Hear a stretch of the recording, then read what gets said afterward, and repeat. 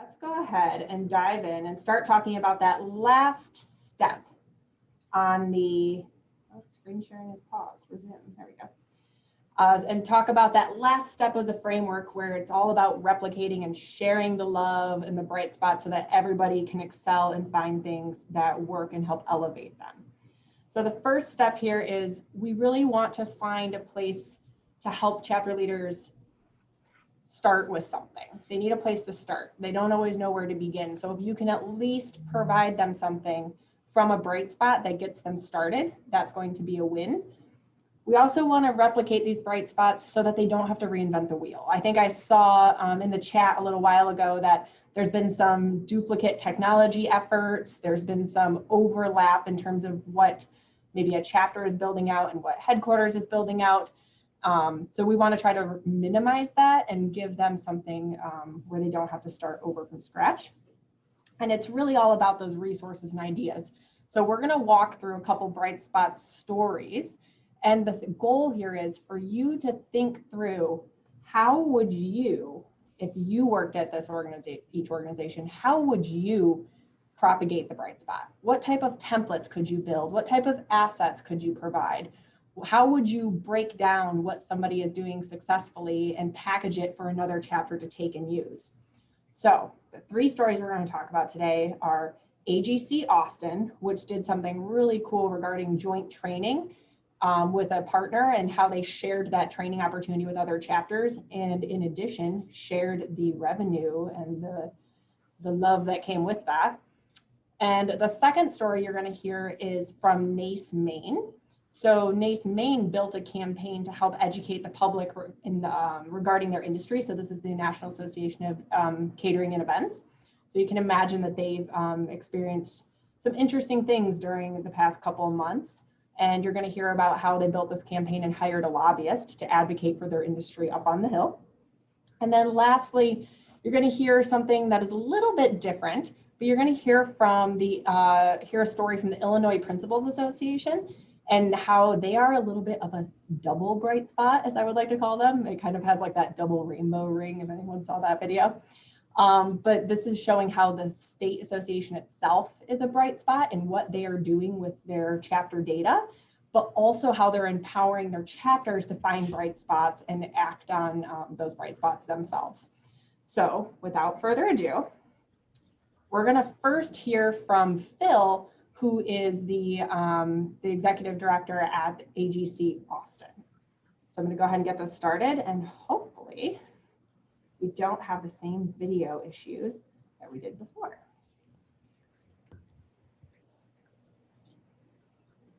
All right.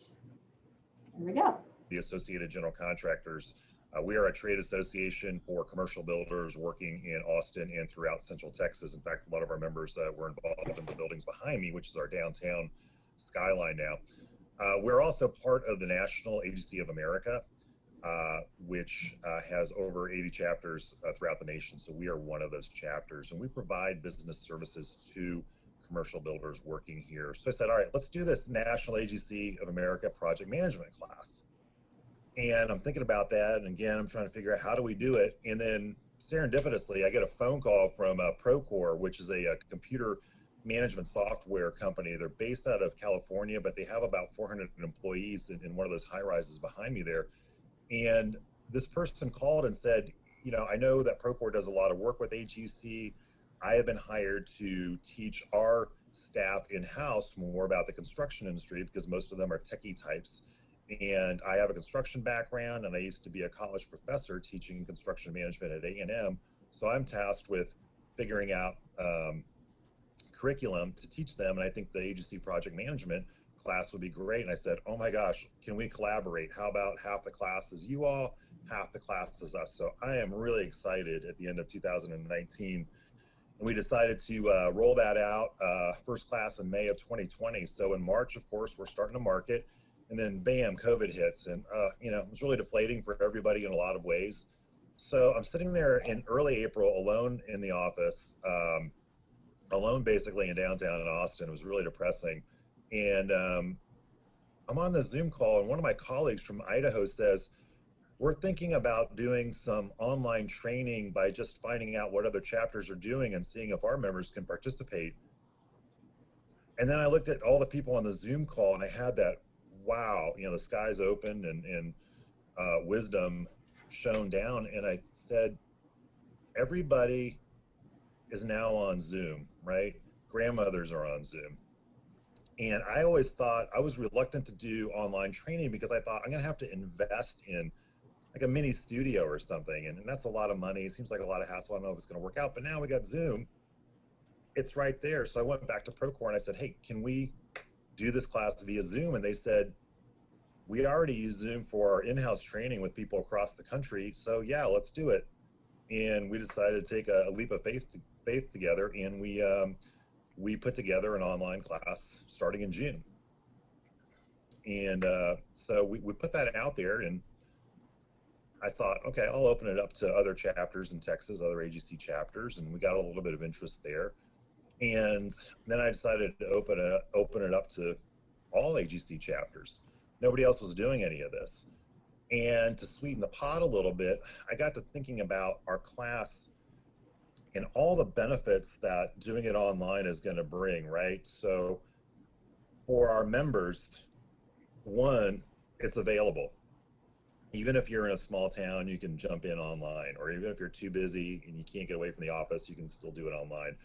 Two, we dropped the price of the in-house class because we're doing it online. We don't have all the, you know, food and location costs. So instead of $14.95 for 40 hours of training, we dropped it to $12.95. So now members have availability, a better pricing. And then for the chapter, what's beneficial to us is that I thought we would get 15 people in the in-person class, and we'd make, I don't know, $5,000 or something. We had 31 industry people from around the country in that first class. And then we had 5 people from Procore, so 36 people total. We not only doubled, we like quintupled the amount of money that I thought we would bring in. So that was, you know, I don't know. I always think of that old Beverly Hillbillies, you know, when Judd goes out to shoot for food and here comes this geyser. I mean, maybe I'm dating myself, but your Gen X and older people will get that reference, right? I mean, this gusher came up and I'm like, holy moly. I mean, things were looking bleak, and now we got, you know, look at our accounts receivable. I mean, they're sky high. So it was very, very beneficial for us. Knowing that we were going to make a lot of money, I said, how can we make this beneficial now for our partners, our other AGC chapters? So I said, what amount of money would motivate me to market somebody else's class? You know, is it $100 per student? Nah. Is it 200? Yeah. Is it 300? Yeah. Okay. All right. I'll slap my logo on your stuff and send it out to my people. So we did that, and over half the class came from outside of Texas, and the 2/3 were from outside of our chapter. So, you know, one chapter, we sent them a revenue share check of about I think it was $5,100, and we sent over $7,000 in total to other chapters. So again, look at this full circle. The members are happy, we're happy, the chapters are happy, and then our industry partner, Procore, they're thrilled too, because part of their strategic plan was how do we go from just being a transactional type relationship with the industry and members to truly walking hand in hand and moving the industry forward together. So, I mean, it was like a grand slam of goodness. So, all right. So when I heard about this from Phil, I thought this is really cool because we're in a geo-boundary-less virtual world now. And as we were talking before, this elimination of boundaries has actually given people a chance to connect with each other in ways they hadn't. And the bright spot here for me was Phil's sort of unilateral decision to say, hey, I'm going to share the proceeds. I'm going to share the bounty that I just picked up. So, you know, how do we propagate this bright spot? So I think the first step, obviously, is to have the Phils of the world tell their story to their peers, because peer-to-peer is invariably a more effective way to reach out to people. And then, thank you. we need to show how it can work and benefit people. And it really is looking at that continuum of collaboration versus competition versus cannibalization, and having us all realize that there is good reason for us to collaborate as opposed to compete or cannibalize when it comes to the virtual space. And of course, those are the two big messages I think that are critical here. And I'm sure there are lots of others that you guys can think of. So as Peggy mentioned in the chat, Phil is available. If you want to put questions into the chat, I'm sure he can respond to them. And we'd be more than happy to share any ideas that you guys may have with the HEC family and anybody else out there who wants to learn from this. Charlotte? Yep. So we're going to move on to the next case study. Keep those questions coming into the chat, because I did neglect to inform you that there will be a Q&A at the end of this where we'll be addressing your questions. You can ask either the individuals from the videos or the hosts any questions about this. So keep those going in the chat and we'll definitely address those later. And as you have ideas too, I think that can be part of the conversation around what else could, what would you do if you were in the spot where you had a chapter doing something like this? How could you help propagate it? I would share those in the chat as well. Let's keep the conversation going. So next, I'm going to share with you Kathy from NACE, Maine, around their bright spot. Hi, my name is Kathy Eifert-Horner, and I'm the Director of Chapter and Partner Relations at the National Association for Catering and Events. NACE is a nationwide association made up of 43 chapters. Before the pandemic, we had about 3,500 members, a lot of them small business owners. As of last week, we had just over 2,800 members. NACE National is trying hard to help our members with education and member dues support program and other benefits. But right now, 90% of them have been affected in some way, and it's hard to renew your membership when you have no money coming in and no end in sight. I'm going to tell you today about a very passionate one of our chapters, NACE Maine, which is actually our newest chapter. They were just chartered in January, and they are doing some wonderful things. All started when we returned from CaterSource TSC, which is a large exhibit meeting this year. It was held in Las Vegas. We came back on March 13th, which of course is when things started to shut down.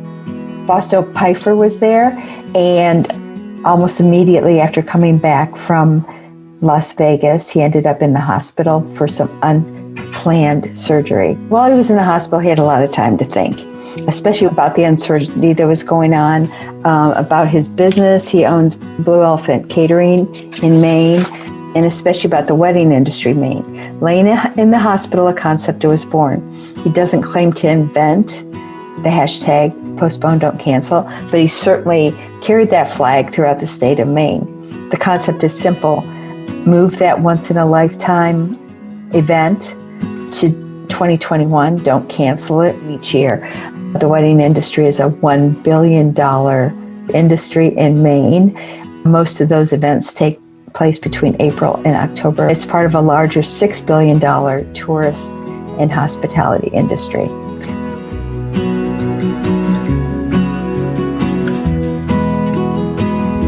The goal was straightforward: encourage brides to postpone their celebration and help the industry stay afloat.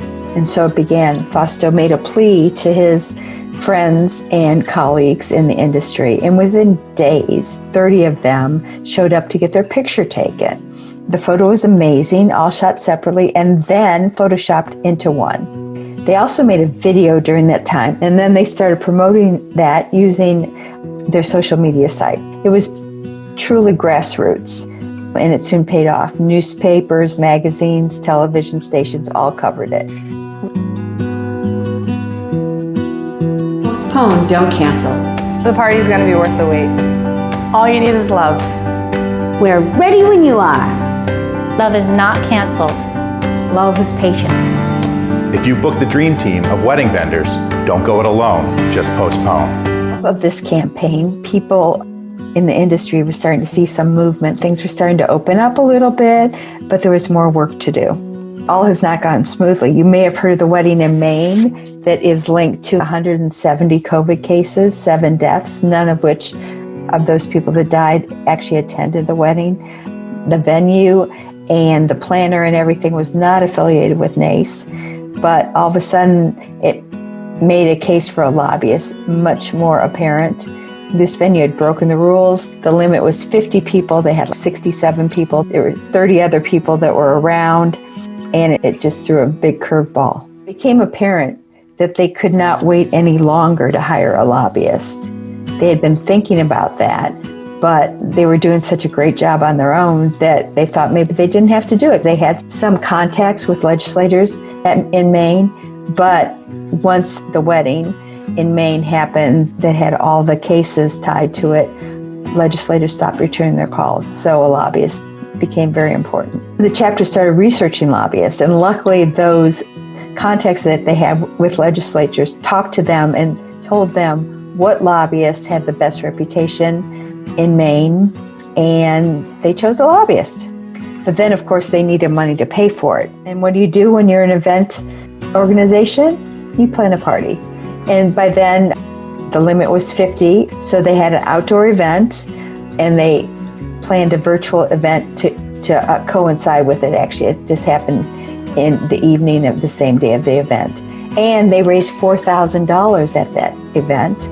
Now they have $9,000, and they have signed the lobbyist through January. Real Maine Weddings, a magazine, has partnered with them and is now donating a portion of each and every advertising sale they make.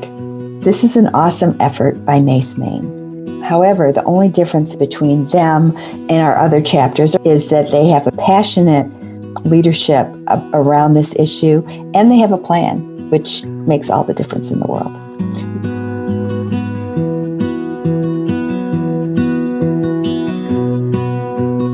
We've had other chapters who have done lobbying efforts, all grassroots, nothing with a campaign associated, and none have hired a lobbyist. Other chapters have had fundraisers, but nothing like this, and mostly virtual. One chapter had a virtual talent show that was fun, but again, nothing on this magnitude. While growing membership is not a goal, sustaining their membership has been, of course, and they've done a good job. I hope that they would keep their membership steady, and they have. They do hope the publicity of NACE and NACE Maine will help grow their membership once things settle down. So far, that lobbyist has helped reopen doors, helped start conversations again with legislators, and that has been huge. Maine is holding small events, and that has helped everyone get back to work at least a little bit, which is awesome. This campaign continues, and I am so proud of NACE Maine and the fantastic leaders they have. Thank you very much for your time today.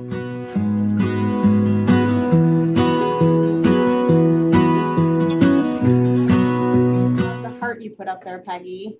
It's a very heartwarming story as how they're passionate about their industry.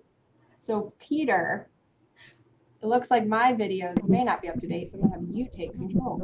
So when we talk about how to clone this, a couple of the things that really stood out to me when we were listening to Kathy's story as next steps that they could take to share this with with other chapters and chapter leaders to have similar effects as Maine, first off, they could share the campaign name and who to contact. So if you missed it at the beginning, Fausto is the chapter leader at Maine.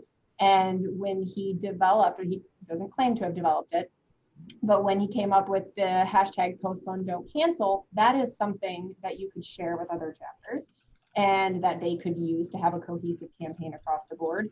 And he also got a lot of traction in terms of spreading the awareness. So you could share who he contacted, right? His member lists, his non-member lists, how he reached out to the media, because this was picked up by news stations, this was picked up by the press.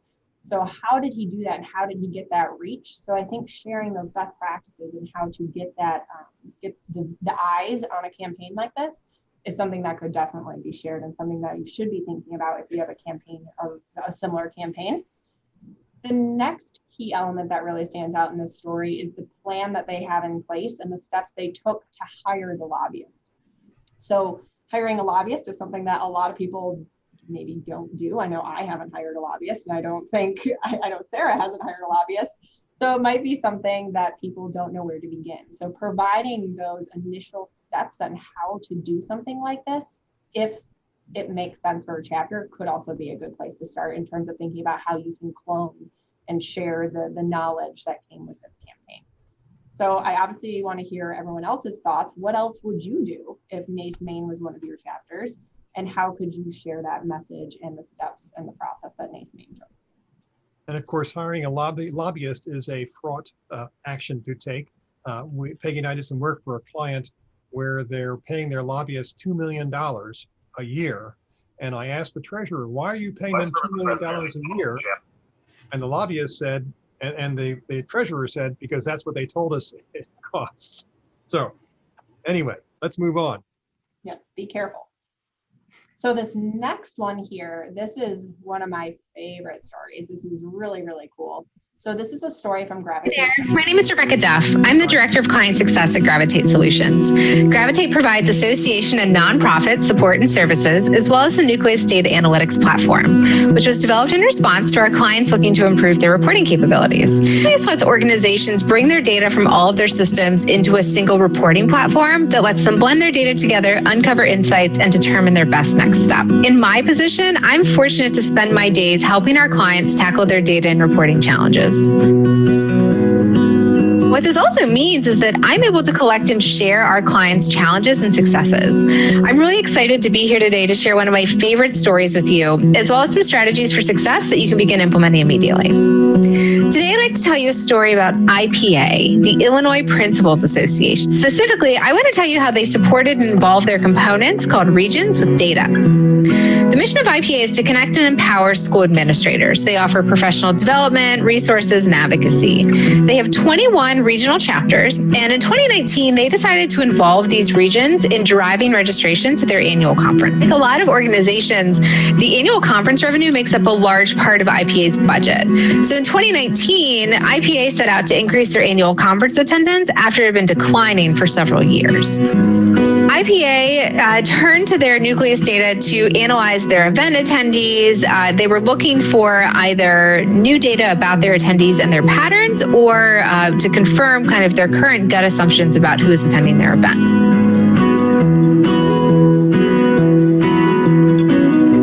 Did is they took the data and they figured out exactly who they should be targeting to register for their conference. And then they shared this with their region leaders. What they did is they set a goal across the entire organization for how many attendees they wanted to attend their annual conference. And then they divided up that goal amongst all of their regions. And so every region leader received a bite-sized, approachable goal that, when achieved as a collective, would allow IPA to bring in more conference attendees than they had in previous years. So in terms of tracking these attendees, IPA, as the parent organization, already had some goal tracking in place and some page charts that let them see overall how registration was doing.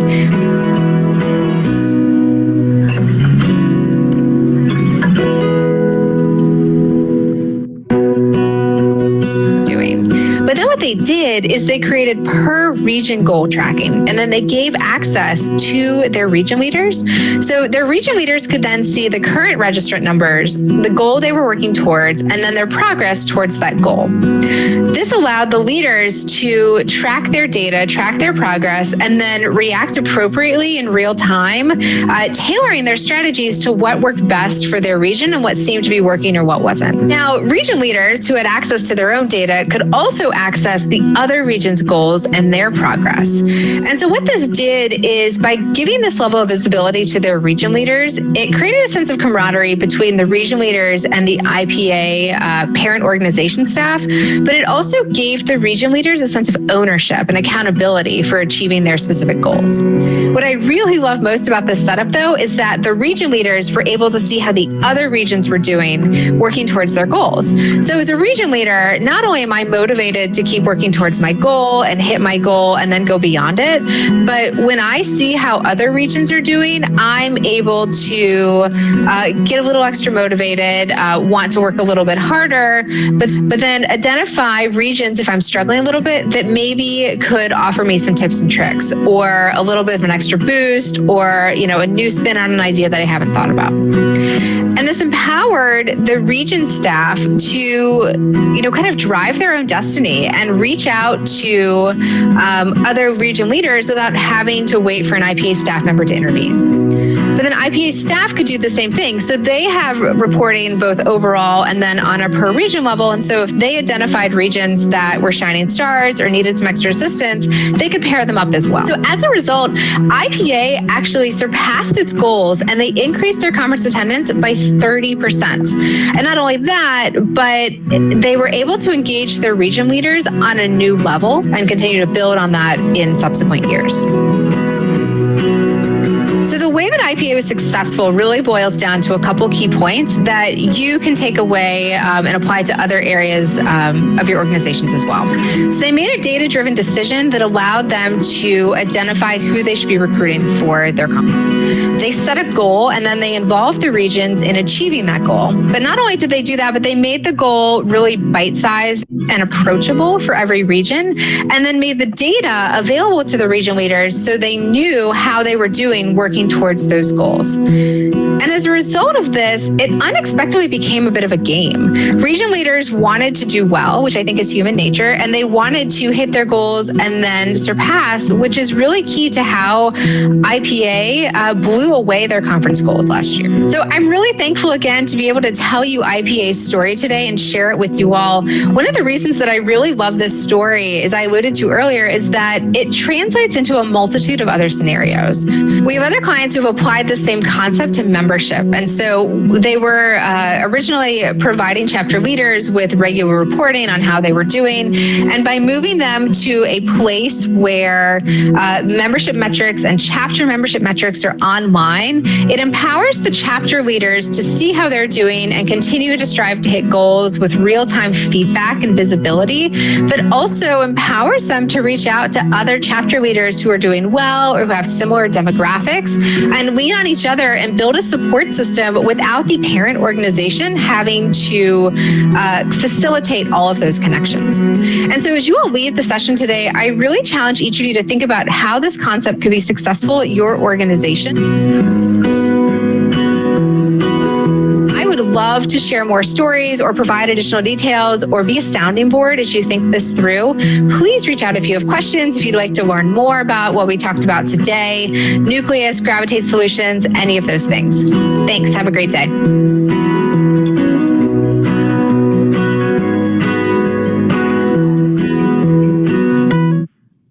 How cool is that story?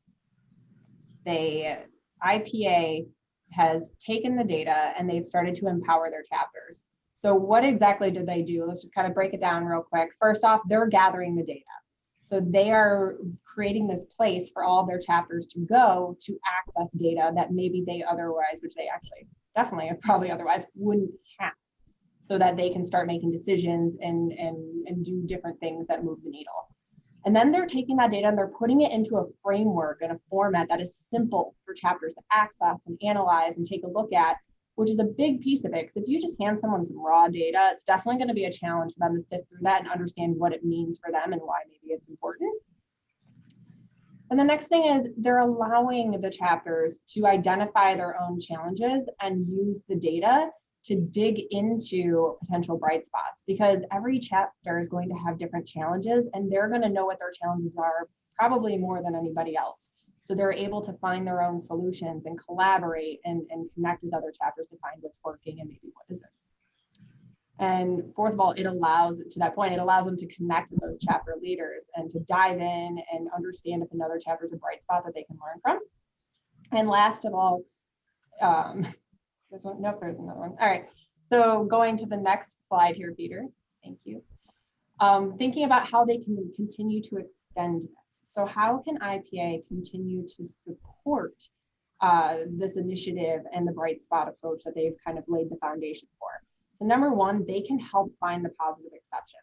They can be the one that looks through the data and says, oh, someone's performing well over here. Someone's doing this over here.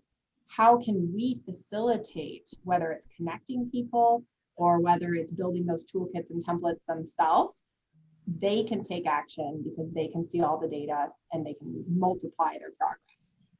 The second thing is they can be that facilitator.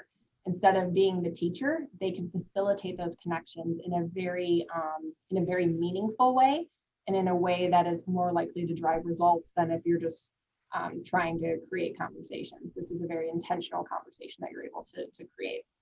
And then the third piece is they can continue to encourage that collaboration, because just like anything, change management is a thing. So when a solution like this rolls out, it might take some encouragement to get people to collaborate or ask the right questions, and teaching people how to ask those right questions can be a good next step.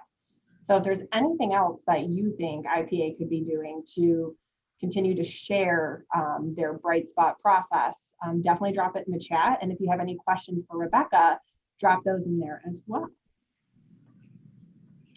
So now we have some Q&A, and we want to open up the floor for anyone that has questions for the presenters or the hosts about some of these bright spot scenarios. So I know we were monitoring the chat here, but does anyone have any, I saw competition can be a really powerful thing, and they definitely used that here in the IPA example. Does anyone have any examples there they want to share, any questions about that? One thing about the— Can we ask out loud? Sure. Okay, so my biggest question is taking that competitive nature to a collaborative nature, because our chapters, we call them affiliates, but our chapters are so competitive and so afraid that another chapter is going to take their member. So like, how do we get them from that mindset into a let's work together mindset? I can take that one if anyone else, unless someone else wants to.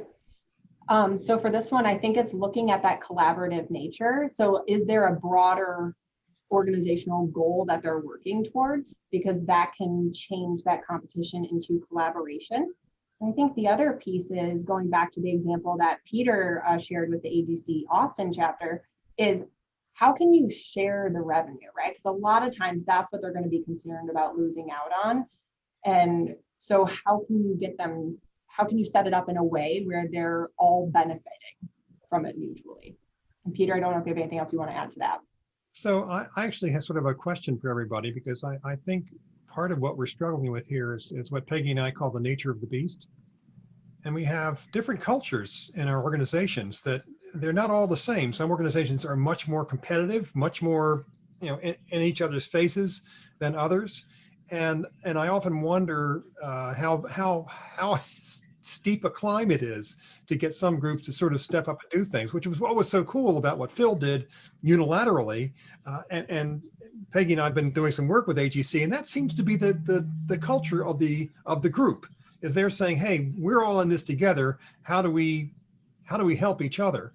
And I always wonder, where does that culture start and stop, and how do we cultivate a culture of collaboration as opposed to a culture of cannibalism or competition that often undermines the goal of association? And I don't know if anybody's got some great answers to that. There's certainly a lot of people, many smarter people around this room than I, so please weigh in. We've got a couple of questions coming in here that I'd love to make sure we get answered. One person would like to know, and I got to scroll back to see it, the platform that IPA was using. They want to get a sort of an understanding of what was the support of that. And I don't know if we can have someone that can do that, can answer that one real quickly. And then once we've done that, we've had kind of an interesting question. Is there additional information surrounding the marketing efforts that we could bring back to our chapters to implement? And that was directed to Phil's story. So first one first. Yeah, and Danelka's raised her hand, so at some point. If you don't mind, I'd rather give a quick comment before we change the subject. Back to Ali's question about being competitive. Mm-hmm. An idea just came to mind. Since they are so competitive, what if you partner a couple of your affiliates together as a group so that they collaborate with 2 or 3 affiliates together, yet compete with another group? It gives them still that competitive edge, but yet they're collaborating with other chapters and forming those relationships. Good idea. Yeah, I would agree.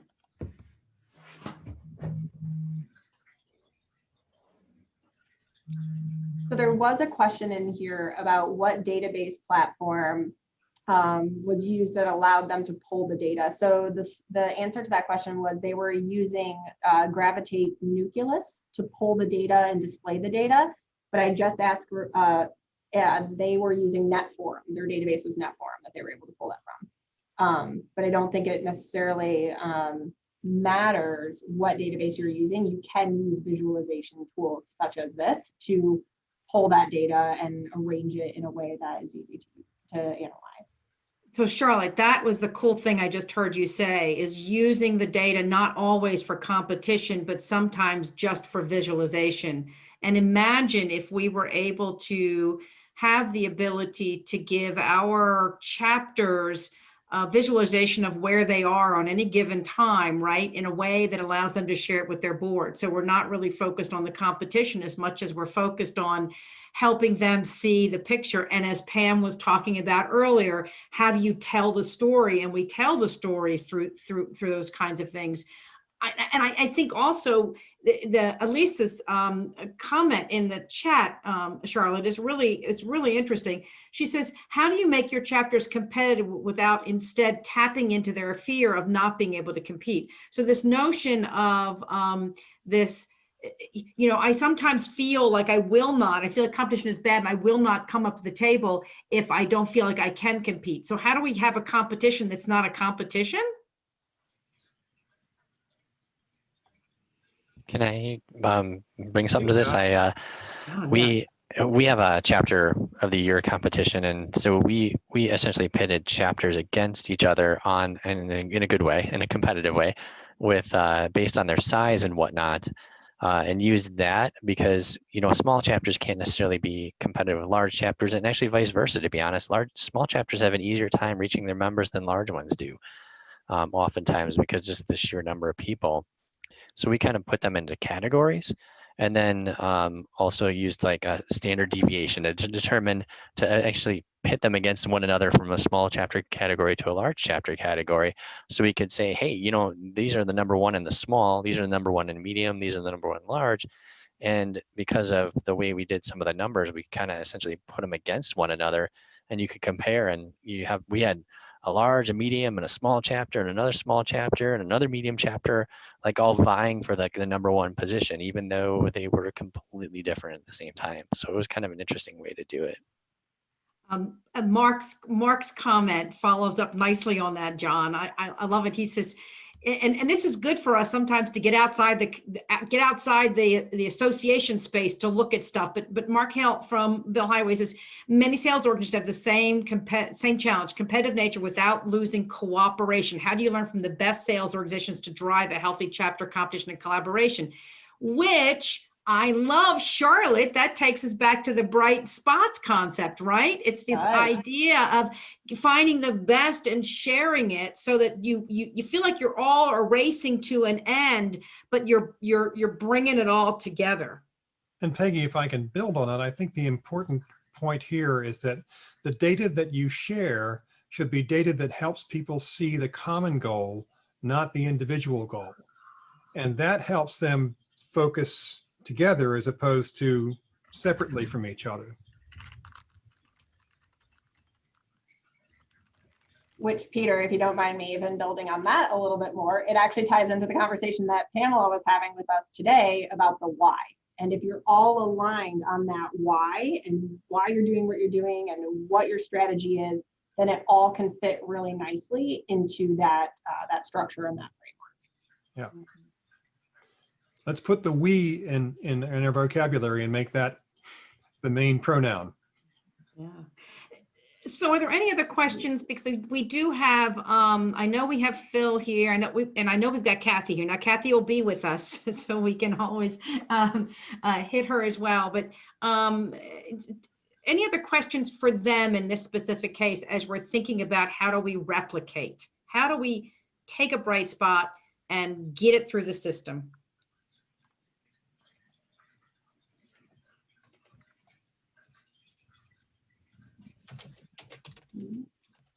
Performance feel. Just on the concept of competition, I think identifying where your chapter is strong and where others are weak. So there's really not a competition. We've gotten a lot of participation in our online training from chapters who say, I could never do this class on my own, so thank you. Whereas other chapters are larger and they're like, well, we're going to do our own deal, and that's fine. I think the pool of potential students out there is huge for our classes, so I'm not worried about it. But figure out where you're strong and somebody else is weak, and vice versa. So that's Phil, thanks for that, because I'm that making me think that if we're trying to help our chapters, finding what someone needs and what someone has and pulling them together and reminding them that the pool is so much bigger. That's pretty cool insight. Instead of getting two like chapters and making them work against each other, make the matches. It's all about the fit. Yeah. Mm-hmm. Or as Laurie says, all about the co-opetition. I had to stumble on that. Thank you, Laurie. Now, Jennifer has an interesting point from NIGP. They created a performance standard seal. And so what they did was, rather than competing against each other, they're competing against the standards. Ooh. So there's an idea about, let's see who can earn this seal, right? And as long as the standards are such that, that they're aspirational, or they're not so aspirational that I can't get to them. That's great. Will you share that with the community at some point? Can we get you to share that with the larger community? That would be great, Jennifer. Thank you. Okay. Yeah. Oh, Kimberly mentions that you could actually maybe tie that seal or certification to the increased revenue share. Yeah.